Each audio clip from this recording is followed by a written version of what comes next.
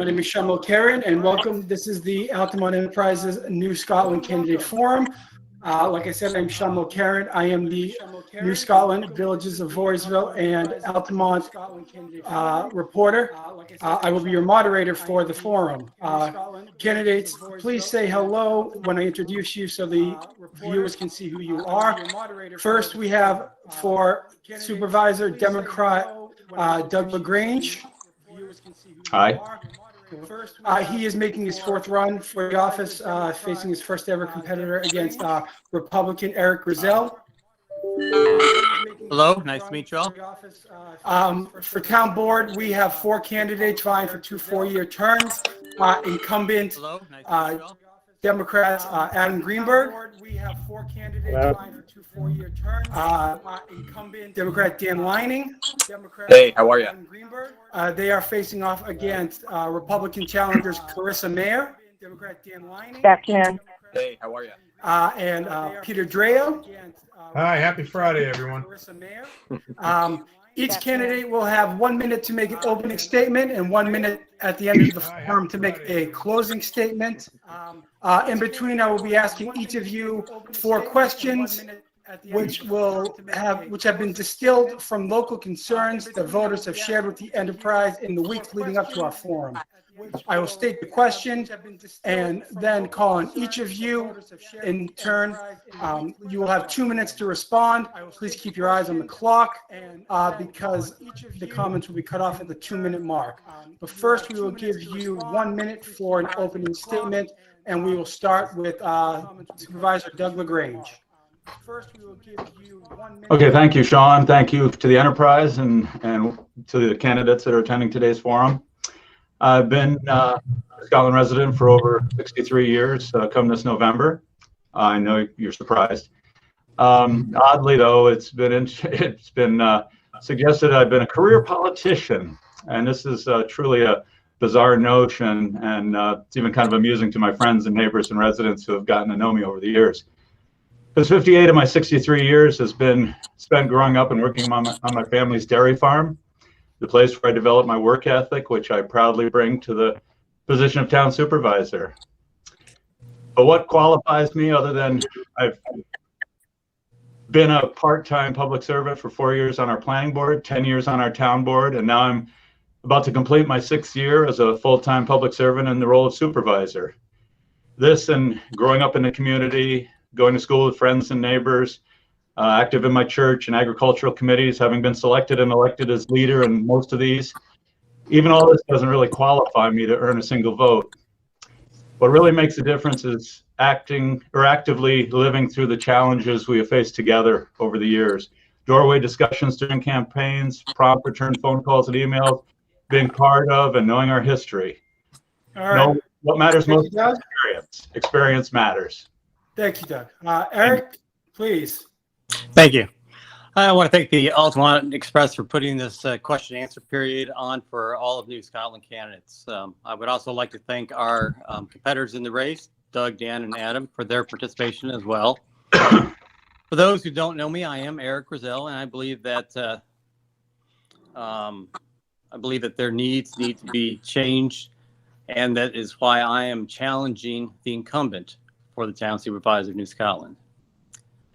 I have over 35 years of business experience in supply chain and as a professional negotiator.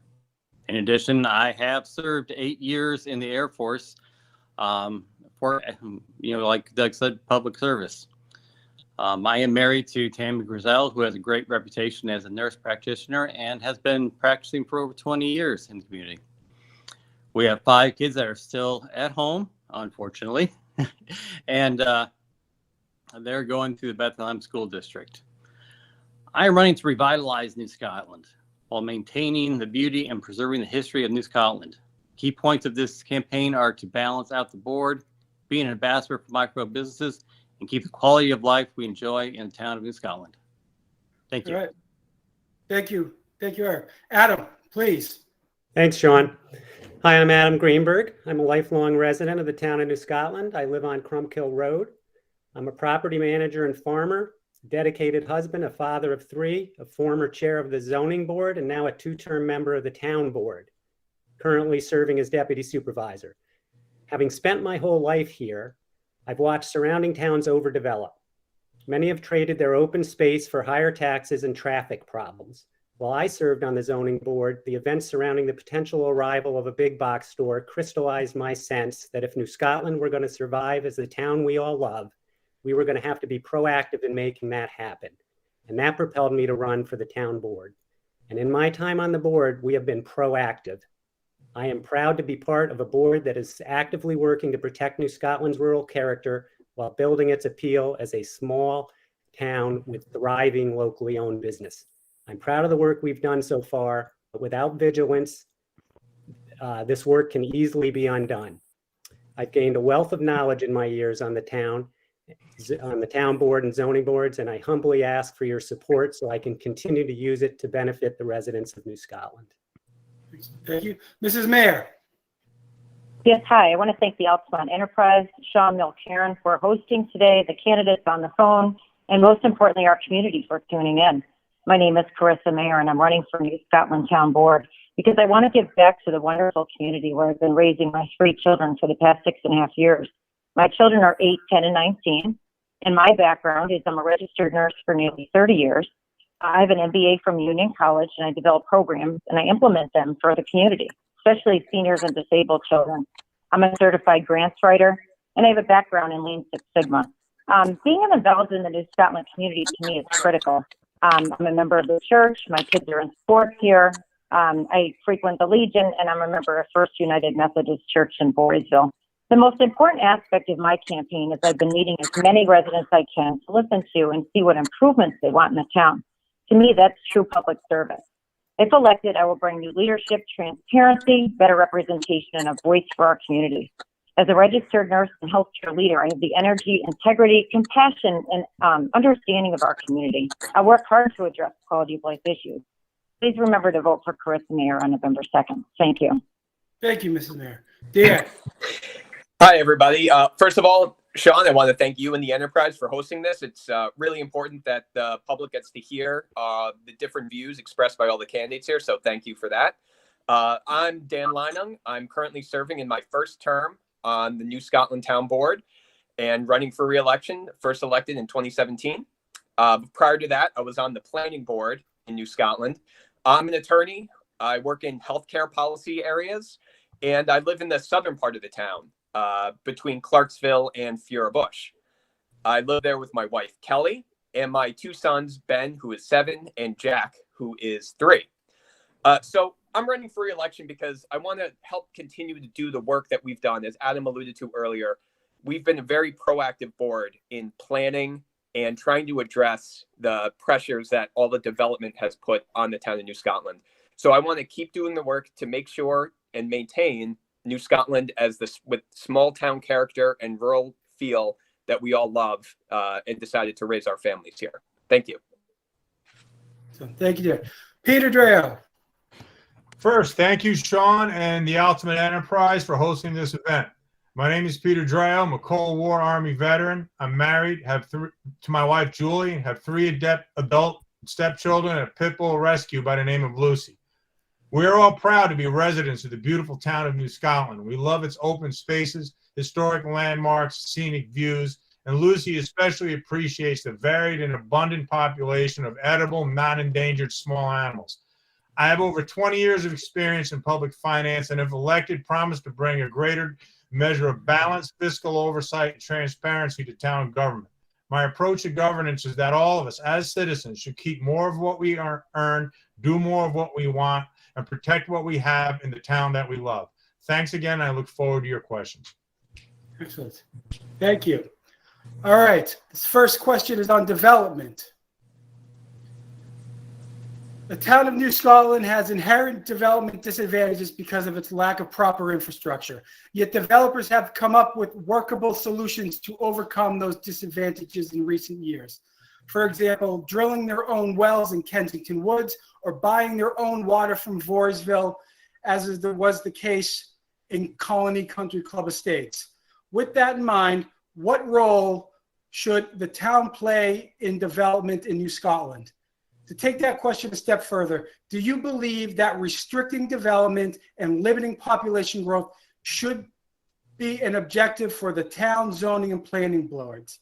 If so, what specifically will you do to ensure that New Scotland doesn't succumb to constant pressures of commercial and residential development?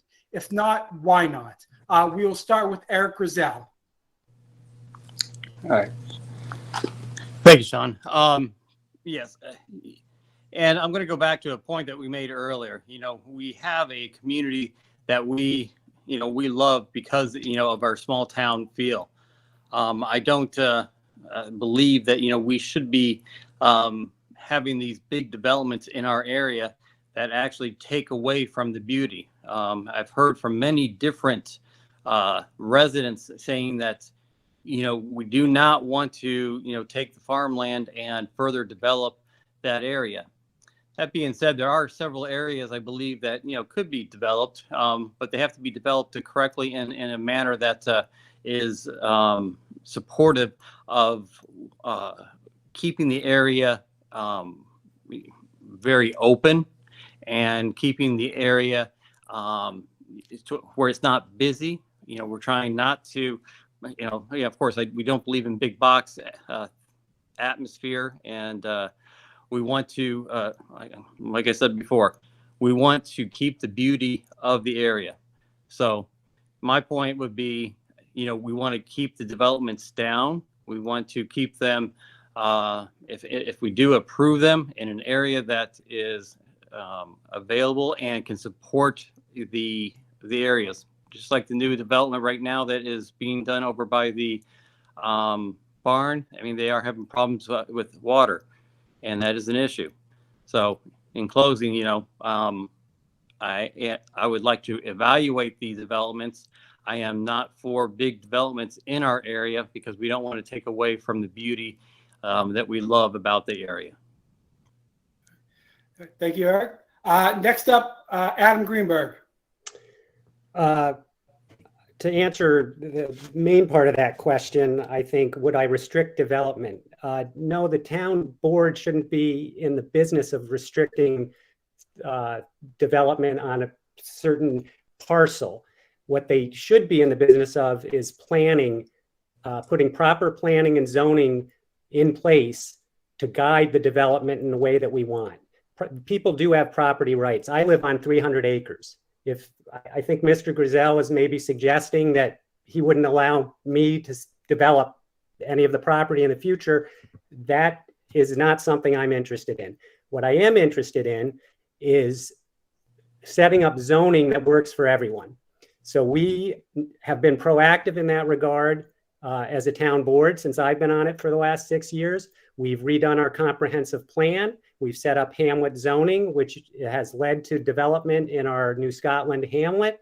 We are revisiting the subdivision and talking about things like cluster zoning, which would still allow for development while preserving open space. And that is where I think we should be. In terms of water, I'm not sure what Mr. Grisell is alluding to as water problems in Kensington Woods. The source of water there will actually be plentiful enough to allow us to connect different water districts potentially in the future and to supply some of the neighbors in the area with water. So that is a fantastic opportunity for the town. I think that the town is going to develop in some way. There's no stopping that. As infrastructure comes out, it will develop. The question is how. And I'm for good planning to make that happen. I think we need to balance development with protection of open space. And I think that's what our board has been doing. We have a proven record of doing that. I'm going to go a little out of order. You were named Eric. I'm going to give you 30 seconds to respond if you want. Yeah, I wouldn't mind taking just a few seconds. And honestly, I think that most of the comments that he made we probably agree upon, because I do believe that the planning board needs to be involved and utilize them to look at the areas that need and can sustain new developments.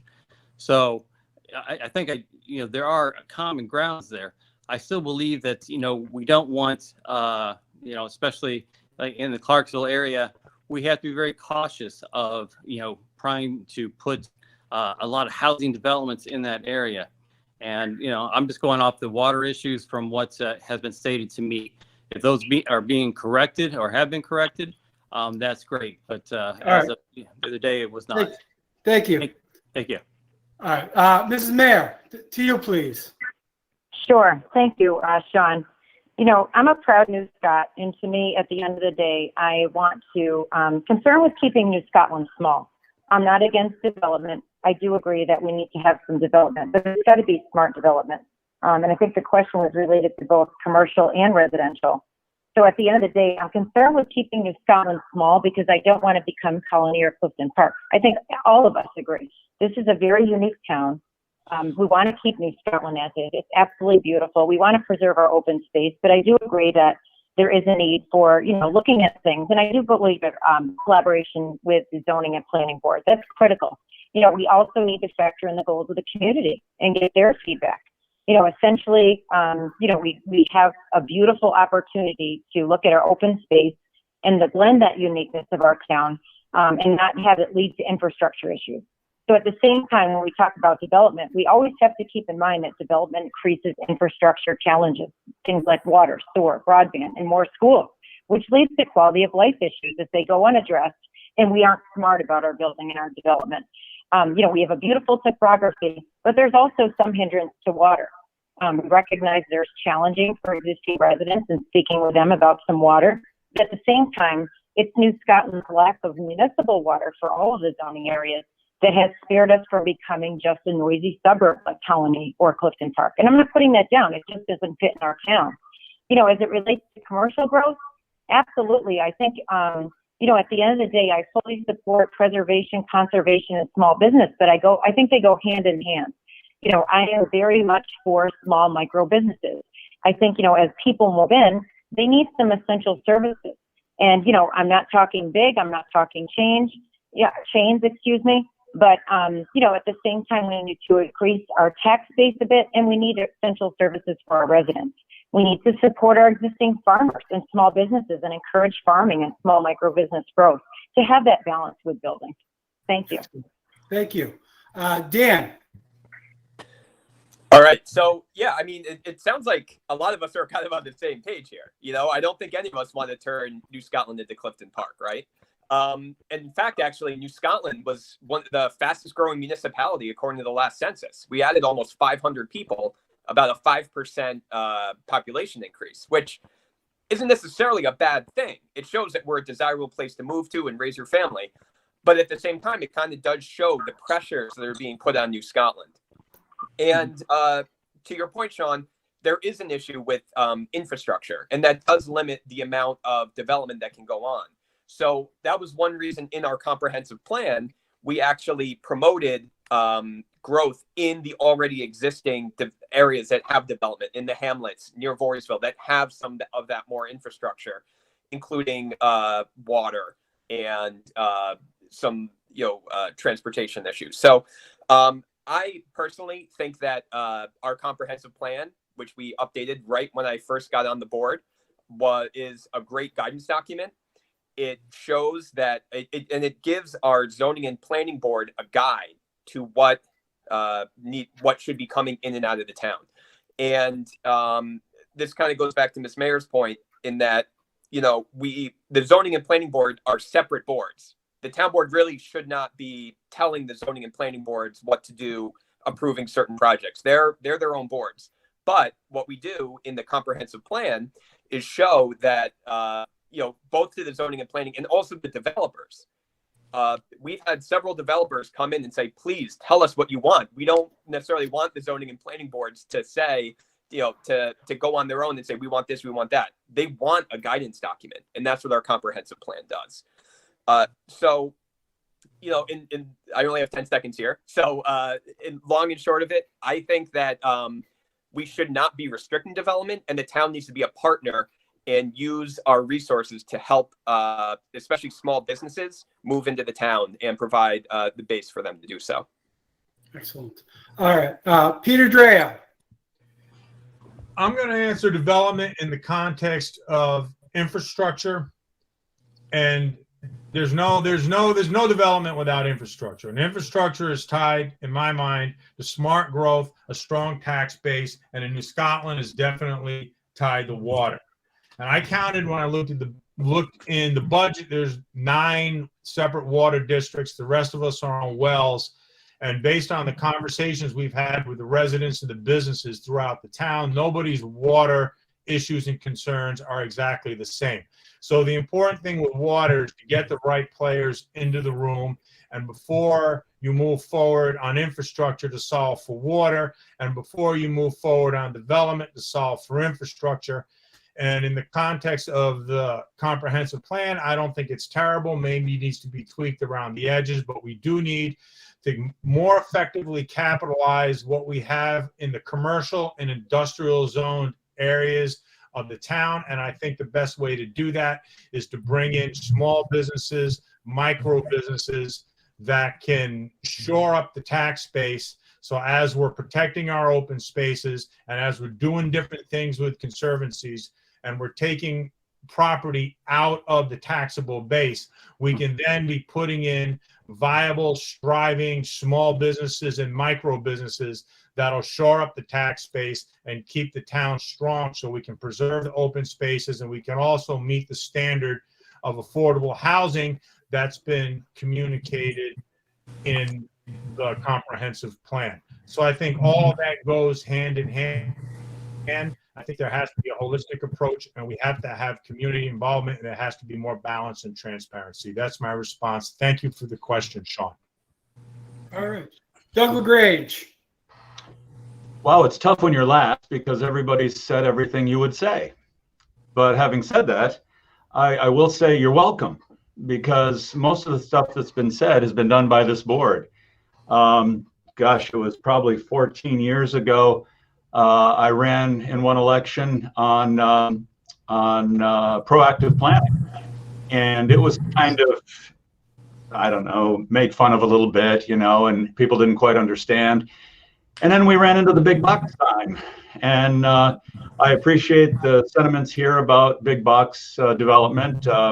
Folks that you're associated with were after that and were against us preventing it. We wanted small business development. We wanted to pave the way with the zoning that would allow for developers to come in, which we did. And now that we've done that, I've had so many times developers say to me, we just need to know the rules. We'll come if we think the rules will work for us, but we need to know the rules. And it was too subjective back before we really got going here with this board and others preceding it. The water and sewer issue, yeah, that's a big problem in one sense, but it's been a blessing to the town in another sense because we haven't been overridden like the Glenmonts and the other areas that have been spoken about here. I had to look up micro businesses because it's funny, you know, the folks that used to run against us, you know, they were the big box side of things, and then, you know, we said we were for small business, and we're adding small businesses as we speak. But I had to look up micro business, and that's kind of interesting. I find the definitions like 6 or less workers and so on, and that's cool. I still include that in small businesses, but you know, all these things have been done. This board has worked towards it with all the actions we've taken, and so again, you're welcome. Thank you, Doug. This one is just a simple question, yes or no. Same order. Would you be for authorizing pot shops in town? Eric Grisell. Well, that's not a yes or no question, because my thing is you know, my response would be pot dispensers. You know, I know are coming up on 1/1. I think that we need to we need to actually put legislation in place to hold on to it, and let's look at what we need to do for New Scotland. So, well, yes, Mr. Grisell, yes or no? I would say, you know, maybe depending upon what the community states. My thing is, What? Yes, would you? Yes or no? Well, like I said, I would say yes and no. I believe, especially in this position, you have to know what the New Scotland people want. And my thing is this is coming up, and the New Scotland residents really haven't had a chance to really take a look at this and vote on it. So, to me, it's like, I'm either I can go either way on this, but my thing is I want to be able to talk to the residents on this one. Okay. Adam Greenberg. I agree. There's a lot of nuance to this question, but I will basically answer it with yes. Yes. All right, Mrs. Mayer. Thank you, Sean. The challenge for our current town government is that they only have until 1/1/2022 to say no. I am strongly in favor of our town government opposing this law now so that our community has time to be involved in a decision that makes sense for our town. I have firsthand experience with this legislation, having lived in Colorado for 3 years. It was an awful experience. Since elected officials did not anticipate some of the challenges, nor did they have the job of obtaining cultural feedback from the community, as Eric indicated. I have not seen any public forums currently documenting about this, and D11 is pretty soon. I would challenge and hope that our town board starts getting some community feedback on some decisions that will be factored in getting the voice of our town. Thank you, Sean. Dan. Yeah, I support the marijuana dispensaries and in town. This is actually something I worked on in my other career for a little bit. So, and I just want to remind everybody that if we don't do it, all the towns around us will do it, and we will lose that tax revenue. This town in New Scotland will not get any of the tax revenue if we decide to opt out of the marijuana law and not allow dispensaries in town. Second, I also want to remind everyone that, this is something that other states have done. And hopefully New York is going to be learning a lesson from California and Colorado in how we implement this. Thank you, Dan. Peter. This is exactly what I mean by transparency. With marijuana, we have to get this right. We should have been having forums and brown bags up until now. The law says that we can only ban it in our town by passing a local law by 1/1/22. After that, we're stuck with whatever the states pass. I'm calling on the existing town government now to pass a law banning marijuana now so we can get community input and draft a law that works for the town. I don't want to be in a spot where we got the head shops, after hours lounges, and tattoo parlors putting in various strips or singular strips around town, but I also understand that there is a revenue opportunity for it, and we should be able to take advantage. So I'm not hostile to marijuana legalization. We just have to get it right. Thank you. Doug. Sorry, wrong button. Yes. If it's legal, if it's set up in a way that alcohol or any other thing has been done, we should take part in it. Dan made a good point with the tax revenues. We're going to suffer the consequences if there are any at that time, depending upon how the state sets it up, learning from the other states that have taken us on. And so it's important that we do it. Do we have forums and stuff? I mean, we do have public hearings before laws are passed. So if it comes to that, we would certainly entertain it. But we're elected officials. We make the tough decisions. This isn't a democracy straight up where you go out to the populace and vote and the 51% wins. This is making educated decisions for those that elected us. And if it's a legal product, we'll be fine with that. All right. Thank you, Doug. All right, this next one is on traffic. We have two specific resident questions that encapsulate a number of traffic-related questions we received. The first one, I live just past the village on the way to Indian Ladder Farms. We have people zooming past our house. It's unsafe. How can you stop that? And how can traffic be calmed? It's gotten much worse in recent years. People, quote, step on it and it's unsafe. First one is to you, Adam. Traffic's a difficult issue. With development comes traffic. In terms of speed limits, our town board deals with that all the time in the sense that we have residents coming in and asking for lower speeds. We don't have our own police force in town that the sheriffs cover New Scotland. So that's really an issue in terms of enforcement that is better posed to the sheriff. I believe that we need more patrol cars on our streets to lower those speeds, because I agree that is an issue.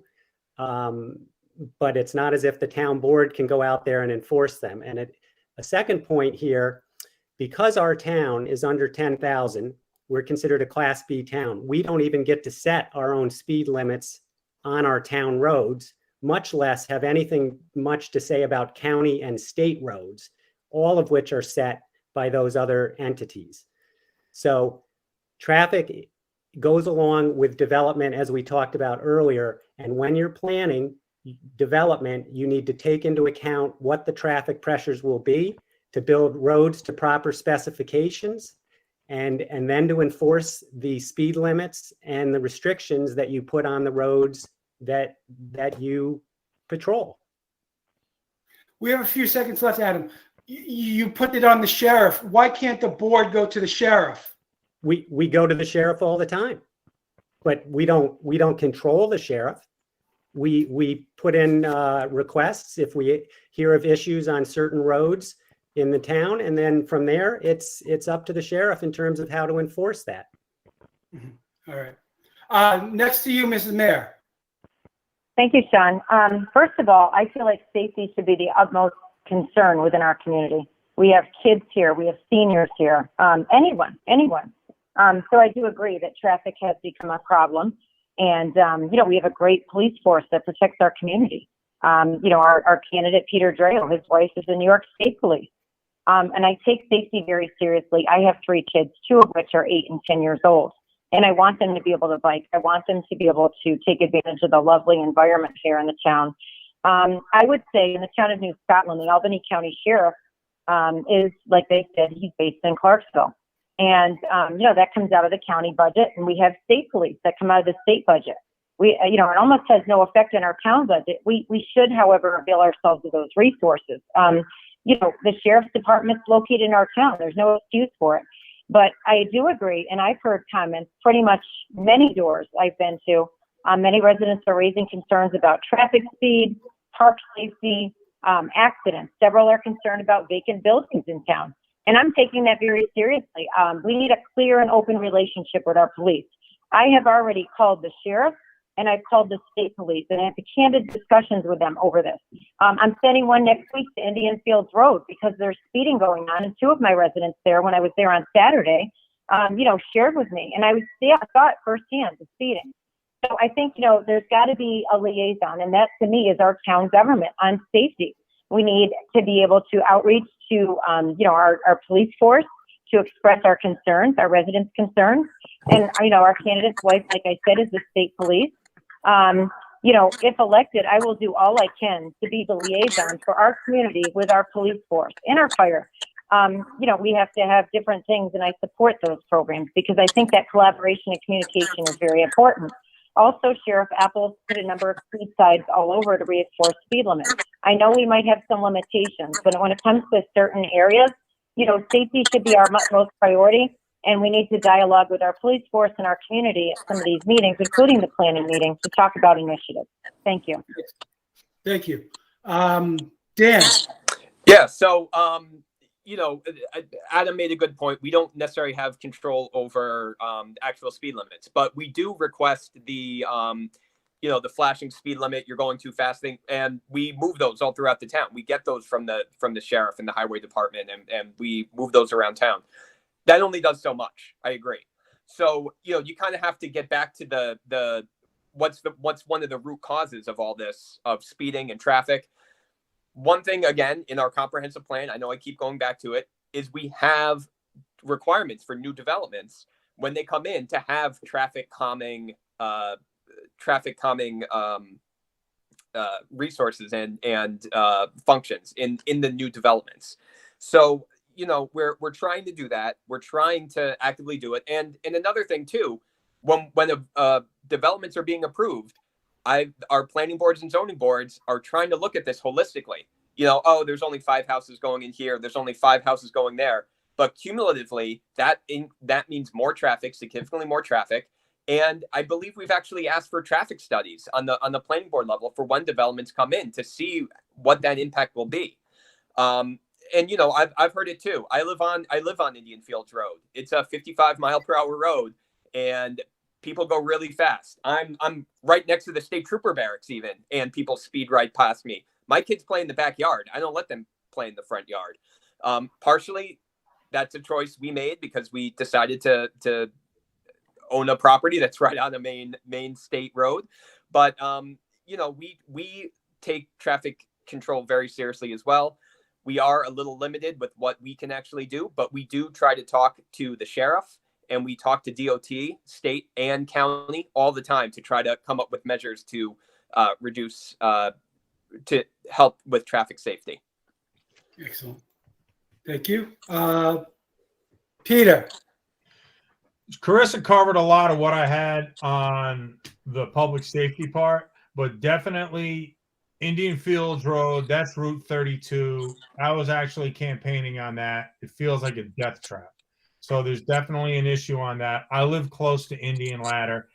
The overall congestion around that has increased significantly as that business has expanded. It's a success story in New Scotland. And there's still a lot of high-speed traffic going through there. It's a matter of time before something happens. So what to do? I think the thing for citizens to do with this is to sign a petition and go directly to the sheriff with it. The reason why I say that is Section 10 of the town law governs, that's state consolidated laws. The town law is the chapter. Section 10 is the reference. Governs what is a town of the second class and what is a town of the first class. And it's determined by population, and the population threshold is 10,000. New Scotland has approaching 9,000, so it's just under that threshold. And also, to the extent that they're state roads, those speed limits have to be governed by laws passed the state legislature. County roads is another thing. So really, when you're at the town level, what you got left is what Dan mentioned, getting the traffic calming devices in place, or going on Nation Builder, sending a petition to the sheriff and asking that something be done, and he gets more involved in regard to speed, and also calling the state police. The state police also have jurisdiction in New Scotland. There's a sergeant that's on duty there, and the state police would also get more involved with that. So citizens could also reach out to the state police for this, and I'm sure they would be responsive. Thank you for the question. Doug, you're next. Okay, a couple of clarifications. One, after the last census, we're up about 9,500 people now. So we are getting closer to the designation of Class A community. That has a lot of drawbacks too, but we'll get into that at another time. Doug, real quick, if I could ask everyone to mute themselves while everyone else is talking. We're getting some weird feedback. Sorry, Doug. That's fine. Thank you. Point to Carissa, one of the problems you cited was vacant buildings. We have a very specific, legally prescribed way of addressing those in the town now that we started probably 5-6 years ago, and it takes time because there's a lot of legal issues with that. So right now, in a quick answer to Altamont Road, which Peter and Carissa both live either on or nearby, I've been working in conjunction with the mayor in Altamont, the supervisor in Guilderland, and the mayor in Voorheesville, along with Pat Fahey, our assemblywoman for this area, to really push to get DOT to change that speed limit. I've had DOT in on a number of occasions on a number of roads. I think we've asked about 6 times for a speed reduction on Hilton Road, which has added 169 homes, has the rail trail as part of it, now has the Hilton Park on it, and it's quite narrow with close telephone poles to the asphalt. And I won't get into their reasoning and how they decide on a speed limit, but your jaw would drop. So we're always doing all we can. One of the things I would have loved to have done in the past before we kind of became in charge of the town was to require more sidewalks in development. We could have had the opportunity to put sidewalks down 85A. We're working hard. We finished the engineering for sidewalks in Clarksville, which is probably the most dangerous area for people to walk on the highway. So all these are going on as we speak, but they don't always go on in public. And so that you know, but we always answer requests for speed limit changes. And I'm constantly texting with Craig Apple when we have a need for some patrolling in a particular area. But that's pretty much where we stand at the moment. All right. Eric Grisell. I'm last this time, so actually I think everything's been said, but I tell you what, safety is crucial. I have 5 kids, and even on my small road, we have a lot of high traffic, and even on Delaware Avenue as I'm campaigning, I don't know how many times I've almost been hit. So I don't know if it's because I'm a Republican or not, but we'll leave that to them. But the thing is I understand the Title 10, and I know that Albany County controls that, and I think we need to push on them to change some of the speed limits in the crucial areas that we've already stated. In addition, I'm just repeating what some other people said, but we really need to be engaged with the police on this issue. And yeah, okay, we put signs out to kind of slow the area down, especially by the schools. I think that's crucial. But there's a lot of other areas, like Delaware, like Indian Road, that need to have something there. And I think that if we work with the local police and the state police until we can actually get something from the Albany County to change the speed limits. And I'll tell you what, I think it's crucial that, we really kind of push on Albany County, because it seems like every time it comes up in the planning board that it's like, oh, we got to talk to Albany County about the speed limits, and it's a repetitive thing. So we really need to continue to mandate that they actually control that, and we follow up so that these speed limits do get changed. So in instance, safety, get the Albany County to do what they have to do, work with the local police so that they can assist in helping, and I'll tell you what, help protect not only us but our children, and I think that's very crucial. Thanks, Sean. All right, thank you. Next one is on everyone's favorite topic. The Hilton Barn is happening. And second, do you believe it was a worthwhile investment? Why or why not? We will start with Dan Leinong. Sure. So, the Hilton Barn originally was saved before I was actually on the town board. The town board at the time was able to preserve it, send it across the road, and that eventually turned into a town park with a combination of donated land, donations, and state grants. So I think when we're talking about supporting small business and small micro businesses, this is the perfect opportunity to do that. This gives a town-owned property that we can provide space for small businesses that probably can't buy their own property, or even lease, something on a commercial level. So, I wasn't as involved early on with the development of it, but one thing that I'm very interested in is having this as a community gathering point. We created a whole new town park here, and with the connection to the rail trail, it gives so many opportunities to open up community events. I believe we're probably going to maybe have ice skating there in the winter. Right now, I was just at the dedication to at the Bender Melon Farm with Mohawk Hudson Lake Conservancy to connect their trails to the Hilton Barn. We have a parking lot there now for people to another access to the rail trail. So, we really think this is going to be a game changer for New Scotland. It's going to create a community center where you can have small businesses, whether it's a bike shop, ice cream shop, who knows what can move in there, and to create a whole new town park in the middle of town. accessible to not just Voorheesville residents, but town of New Scott outside of the town, outside of the village too. I think that's going to be a game changer. So yes, 100%. It was definitely a worthwhile investment. And also, I forgot to mention this earlier, the historical value of the barn, which the New York Scotland Historical Association vouched for, is very important as well. So we need to preserve our cultural and historic resources. So definitely worth it. All right. Next up, Peter Drail. I was initially skeptical about the barn, to be honest with you, but it's here. We have it. And I've grown to become quite excited about the potential economic development opportunities that the barn presents. I think the barn could provide an outstanding anchor tenant for the entire Stonewall area. I'd like to see something like a microbrewery or a distillery be located in the barn, and then have there be, in that new strip mall, a series of supporting businesses, activities, and different things for people to do. I do have a couple concerns with it because it's not privately owned. It's off the tax base.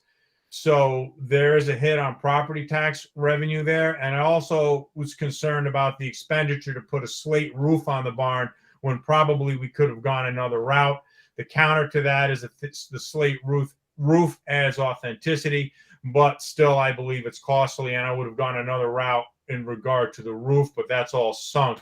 So it's not really material at this point. I think the barn also provides a great showcase for New Scotland.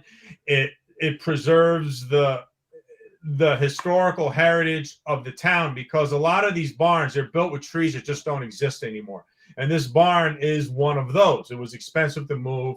It was a bit onerous, but the architecture of the barn, the timber it was built with, and the manner of its design make it very much, worth preserving. And I think it will be a great anchor tenant. And I'd be excited to see either a microbrewery or a distillery or a series of small businesses in there, and would also shore up Stonewall and could help give that place a much needed lift.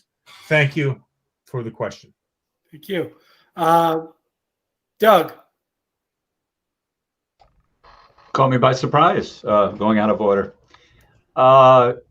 Really, Dan put it all together. It's been interesting. I've been part of the whole barn saving from the beginning, as has Adam.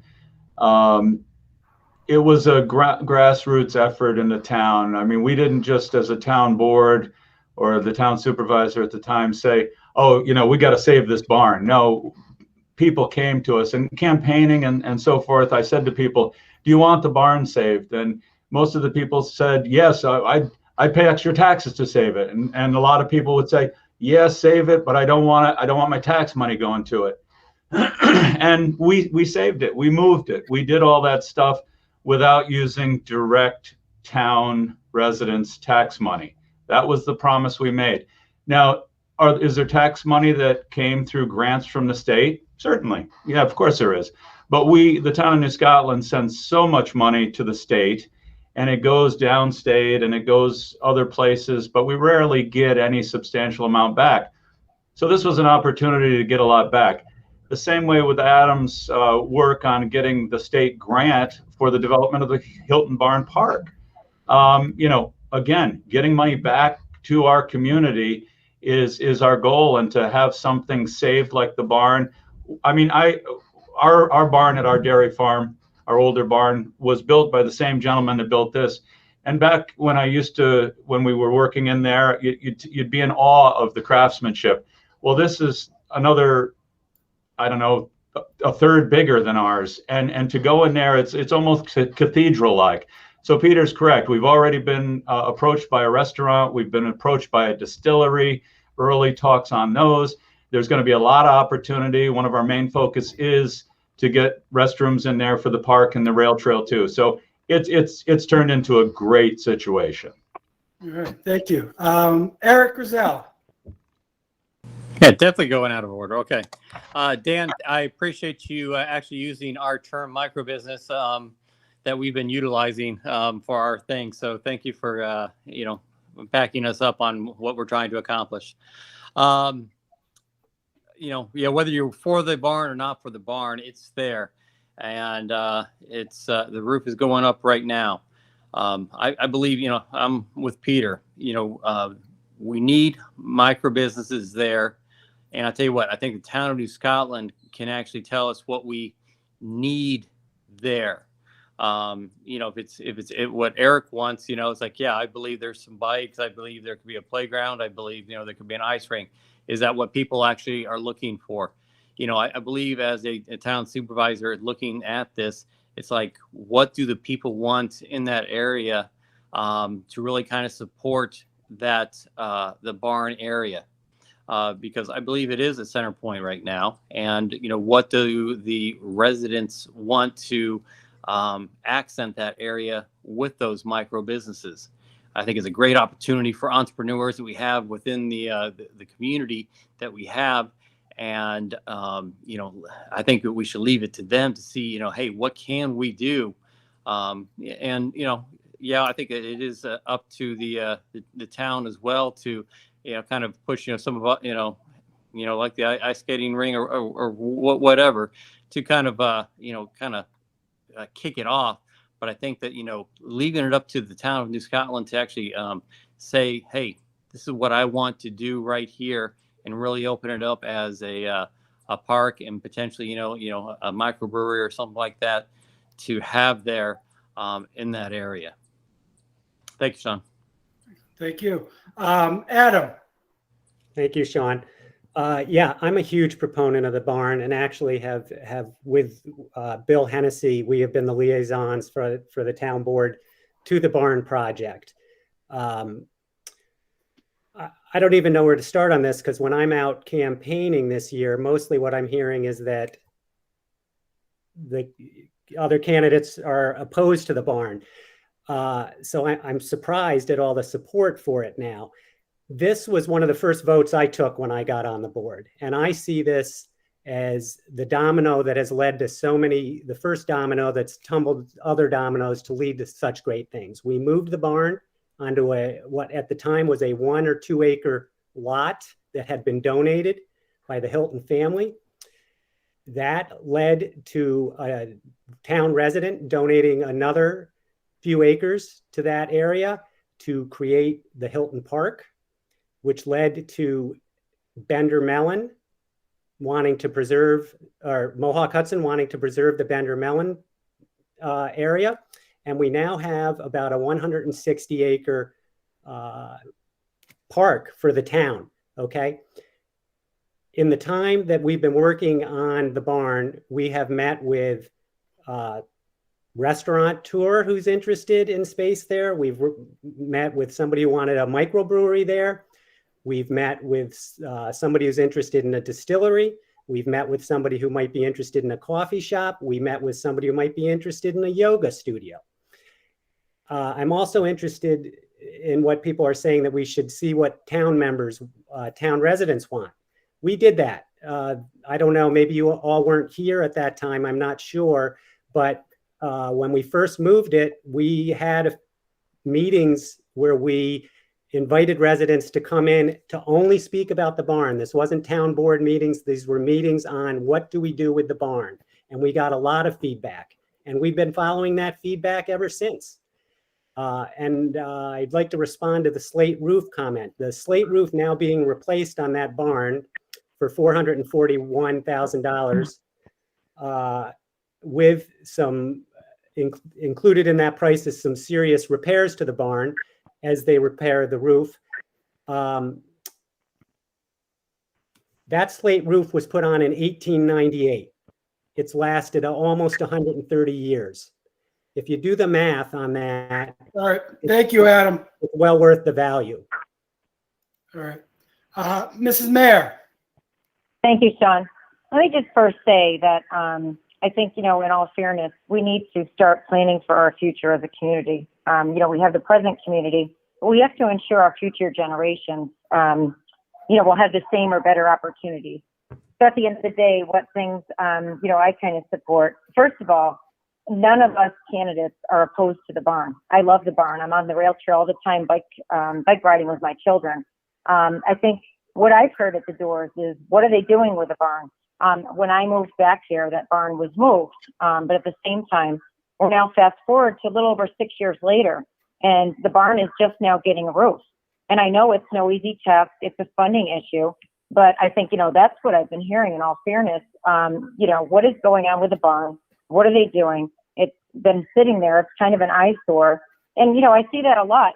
Since I've lived here, the only thing I've really seen is one meat market switch ownership to another meat market. Don't get me wrong, we all love Fred the Butcher, but we're also in need of more essential services, and the pace at which, things are going up has been a sore spot. The news business going up on 85A, for example, it's been like 6 years in the making. I don't think it's a coincidence that just before the election now, we're seeing a push for that construction to go up. As a businesswoman, what I think, I've already talked to potential businesses, not even being elected yet, that are interested in coming in the barn. I support farm stands. I support the distilleries idea. I support restaurants. And I'm a certified grants writer. So at the end of the day, when we hear that, it didn't come out of the town tax base, I get that. But like any funding, it's all taxpayer money. And I think, having my skill set and being a grants writer and being a businesswoman and already talking to people, I'm also concerned too that we ensure our barn management is evaluated. And consideration would be to charter a nonprofit, which I've done in my lifetime. I've set up a nonprofit to take over the management of leases and renovations. So there's no kind of conflicts there. There's got to be accountability and transparency to the community about investments. But I love the barn. I see great potential. And I've talked to representatives at the Mohawk Hudson Land Conservancy, talking about what that area is going to look like. Like I think Deanna Adams said, there's going to be a skating park. So lots of great opportunity. I'm very excited about it. And I think it's a worthwhile investment if we can get some really good small businesses in there and farmers. Thank you. Thank you. This fourth question, final question. It's on governing and vision. Three-parter. How would you improve the town's transparency? If elected, what will be your focus on the town board? And what is your image for the future of New Scotland? We will go right back to you, Mrs. Mayer. Okay, sounds good. So if elected, my views or my concerns are obviously keeping New Scotland small, first and foremost. I focus on preservation, conservation, and small business. To me, they go hand in hand. Our small business is important to the ecosystem. I believe climate change is real, but that we can do things to curtail it. I've had some real informative discussions with all of our current businesses in the town, local farmers, like I said, the Mohawk Hudson Land Conservancy, residents. To me, that's the important stuff to inform change in the future. I think, in terms of like what I view us having connectors or walkways to hamlets. We got to support that conservation in that environment. Expanding small business, the more residents that live and work here in our community, the fewer vehicle trips and will be needed to commute. Smart energy efficient homes, organic farming, planting more trees and recycling opportunities and protecting our, sensitive ecosystems. I think at the end of the day, I support small businesses. I'm not going to lie. I love, small businesses myself. I support open space. I want to keep our town safe, like I said earlier, and be a liaison to the police force. I want transparency and balance in town government. That's not something I'm hearing happens in current state. I support our farmers, our businesses that currently, the current businesses that have been here. The challenge I've heard with transparency is the board has made such a firewall to get started. I think that the town government needs to get out of the way and let these people that are very expert in what they do move forward. So we have some essential businesses, especially for some of the new people in town, off the Hilton Road exchange there. I think we need to collaborate with the village board. I can't overstress that enough. That collaboration is so critical with the village board, and they're doing a great job with trying to revitalize Main Street. Programs and services for our seniors, our families. I love community events, and I really want to be that voice for the community. And I promise if elected, I will do all I can. I will give 110%. Anyone that knows me knows that I will not complete something without giving it 110%. I really love this community. I want to do all I can to see it succeed. Thank you. Thank you, Ms. Smith. Dan. All right. So first on a couple parts there. So transparency. So one thing we actually found out, surprisingly, during the pandemic, when we moved to Zoom meetings, is we actually had much better attendance at our town board meetings via Zoom. As part of that, in the budget last year, we actually put in money so we were able to install cameras in town hall. So we're going to be able to live stream meetings when we do go back in person, because we found out that a lot of people, can't take the time to come and attend board meetings, but they will watch a recorded video later, or they'll tune in from home. So that's one thing that I really wanted to point out in our town transparency aspect. Goals for the future. I want to keep working on climate change issues as well. I feel like one of my first resolution on the board was to make New Scotland a member of the climate smart communities. We've installed a charging station at Town Hall, and we have a unified solar permit that has really streamlined how solar developments go up. And also, I want to mention that, further goals for New Scotland, keeping the town having proactive planning to make sure that development is coming in is the right kind of development, and that we're able to have smart, sustainable development in New Scotland. And one other point I wanted to make sure we hit on today is, being a good financial steward of the town. At last night's board meeting, we actually voted to have an actual tax decrease, 1.5% tax decrease in property taxes, because of our smart budgeting over the past several years. So those are all and I want to continue to keep working on that as well. So those are all several things that I want to keep seeing moving forward with the second term. Thank you, Dan. Peter. As a member of the town council, I'm going to focus on small businesses. The best way to help a small business owners to get out of the way. We've been talking to businesses since April, and the common theme is that the current town government is a barrier to entry. Not all regulations are appropriate for all sizes of business. We believe that streamlining the variance and special use permitting process will go a long way to helping small businesses, and that it can be accomplished while at the same time protecting open spaces and maintaining the rural quality of life that New Scotland is known for. Our team would work closely with the Planning Board and the Zoning Board of Appeals to conduct a top-down review of all rules, regulations, and policies that not only burden micro businesses, but also impede the personal freedom and property rights of town residents. Our intent is to identify ways in which documentation requirements and processes can be streamlined while staying within the legal requirements of public notice and the spirit of the comprehensive plan.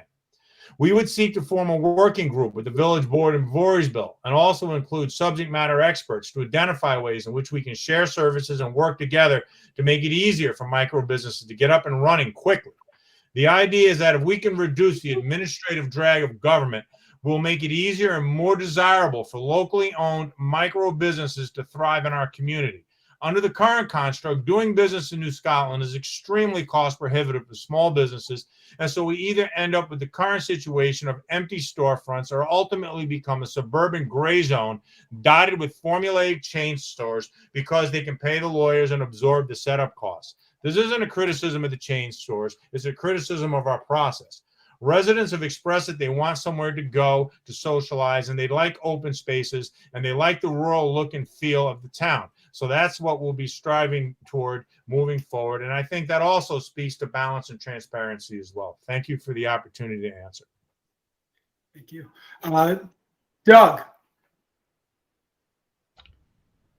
Thank you, Sean. Excuse me. Couple of things. Transparency, I think, has been well covered, but that's been a goal throughout my tenure here, 10 years on the board and 6 years as town supervisor. Anything to make people aware of what's going on. We've expanded the notification for zoning changes. We've, as Adam said earlier, worked with, or Dan, or both of them, to redo and update the comprehensive plan, which then in turn, you take that and go to the zoning code and help with that. We've got over 100 businesses in the town of New Scotland.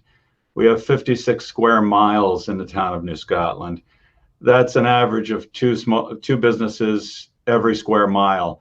So the notion that we don't allow for small business. You know, there's been this perception out there, and I've had developers tell me that, again, as I said earlier, if you tell us what we want, we'll come.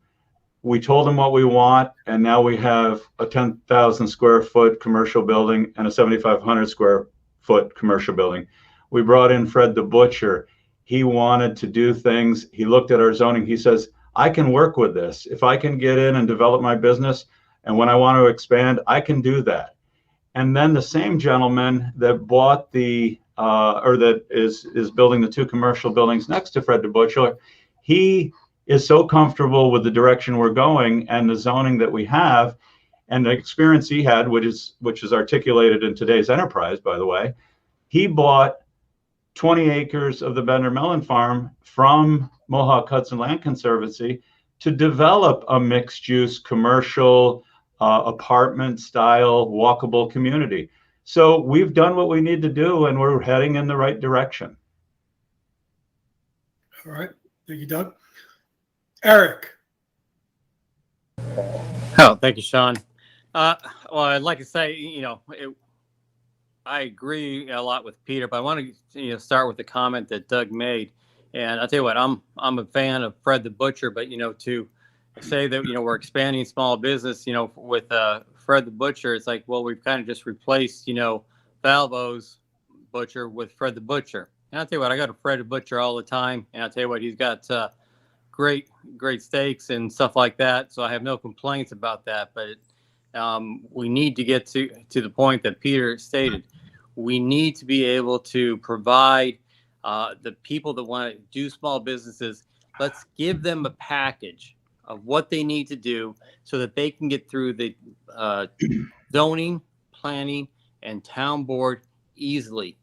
And if there's regulations that we can take away to make it easier, that's what we need to do, because we do need more small businesses. I'll tell you what, every house I go, they are looking for small businesses.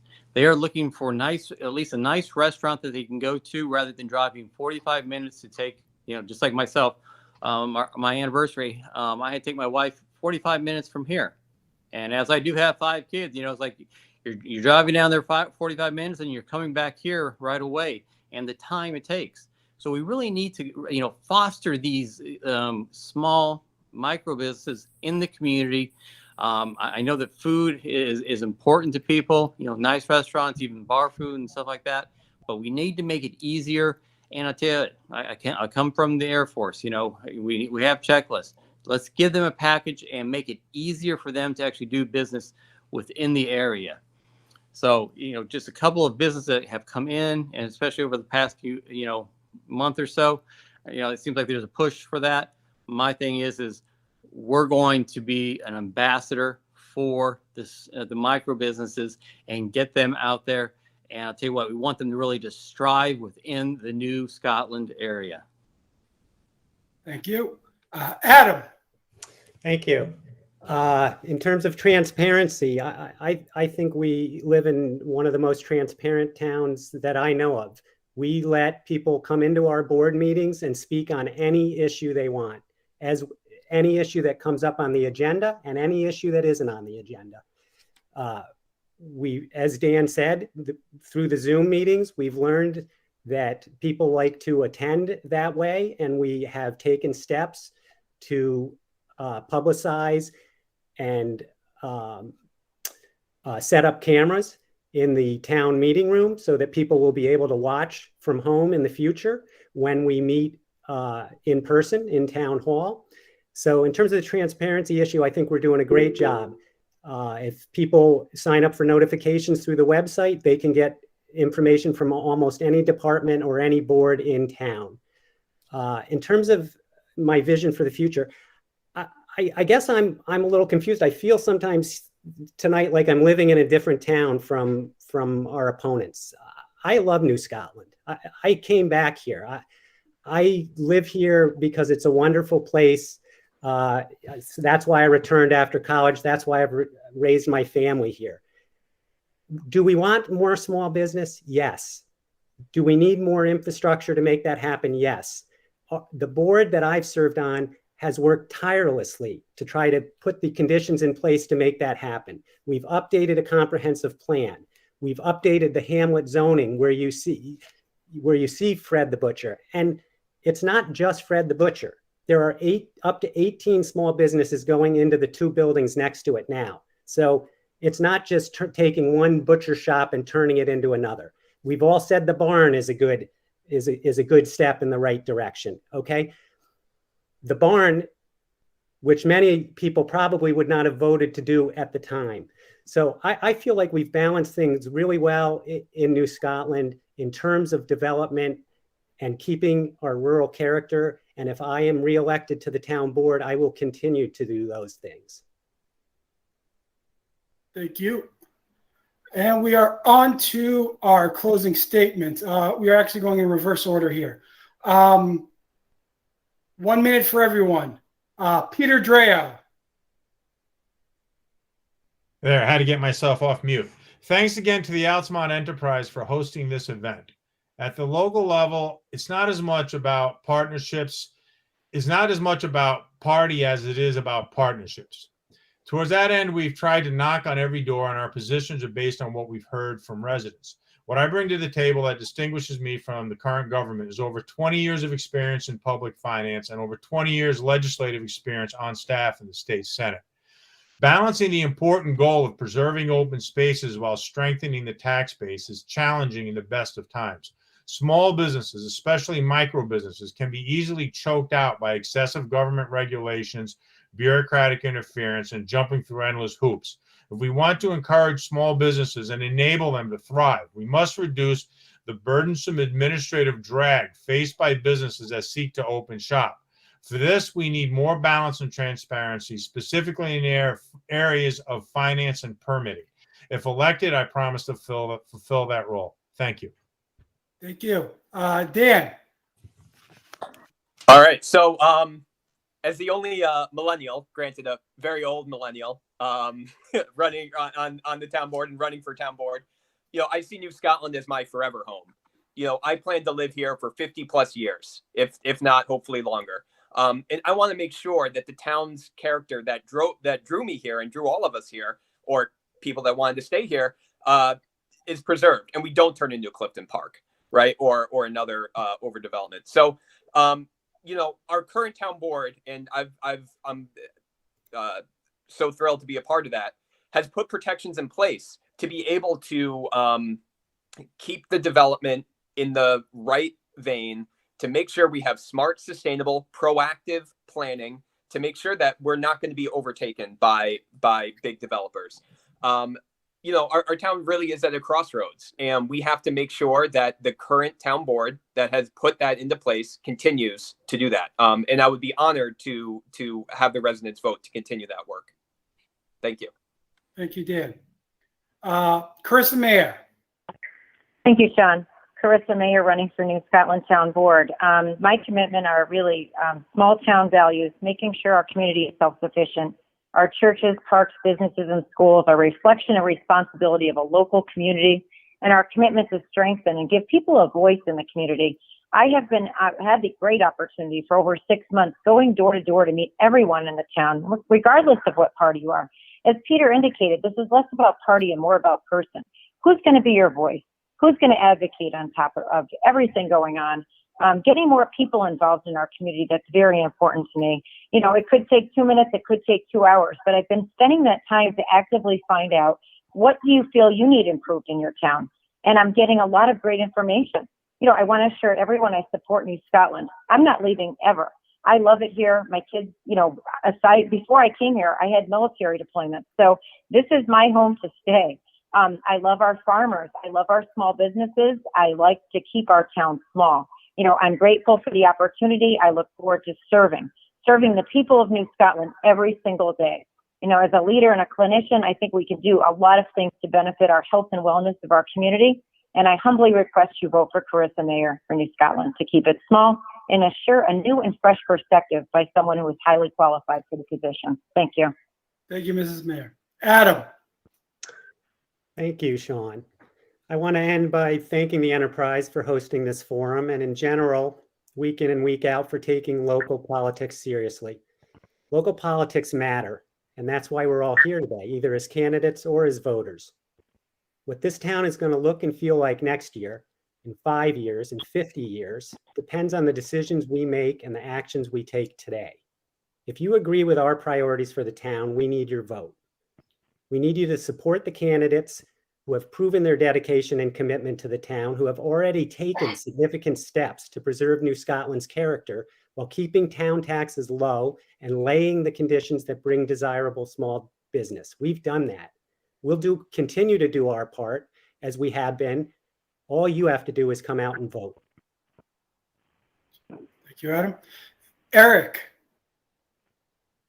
All right. Yeah, thank you, Sean. I appreciate the Altamont's time to actually allow us to talk. So thank you very much. I do have one question to ask the people. Have promises been promises kept here? And I think that is a question for the residents to answer. I will add that it appears that a lot of work that has been completed over the past months that I've not seen over the past few years. As town supervisor, I plan on bringing the qualities that I believe are missing: leadership and experience, both from the private and the government sector. As a leader, you need to be able to develop a strategic plan and articulate how you will implement that plan while we have the 2018 comprehensive plan, which really was not rolled out properly and projects were not completed over the time frame, even given a break for the COVID, understanding that aspect. I know this is a new endeavor for me, but there are things that I would implement immediately. First would be to have a town hall meeting with the residents of New Scotland and understand what they want from their town government. While I've worked for many C-level individuals, I know that I have 9,000 CEOs in New Scotland. I work for the residents of New Scotland, and I would bring my experiences to the town hall. Please get out and vote on November 2nd, and I would appreciate the opportunity to be your town supervisor, and I'm asking for your vote. Thank you very much, and I look forward to seeing you at the voters. Thank you, Eric. Doug. I didn't write anything out for a closing statement. I wanted to see how things went tonight, or this afternoon, excuse me. I will acknowledge I'm on the opposite end of the extremes from Dan, being the millennial. I'm on the other end, but it's given me my time in the town, my time in the community in general, through all the different things I've been involved with.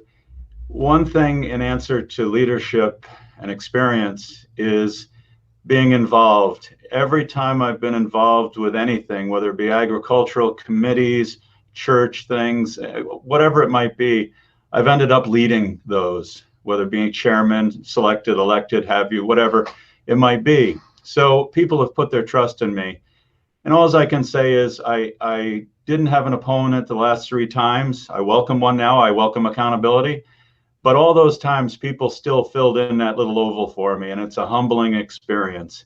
And that shows me that the direction I've taken this in, the leadership and the experience I have, people appreciate, and I appreciate their vote and their acknowledgement of what I've done. So thank you. Thank the Altamont Enterprise. And again, thank you to the other candidates here this afternoon. All right. Thank you. Thank you to the candidates.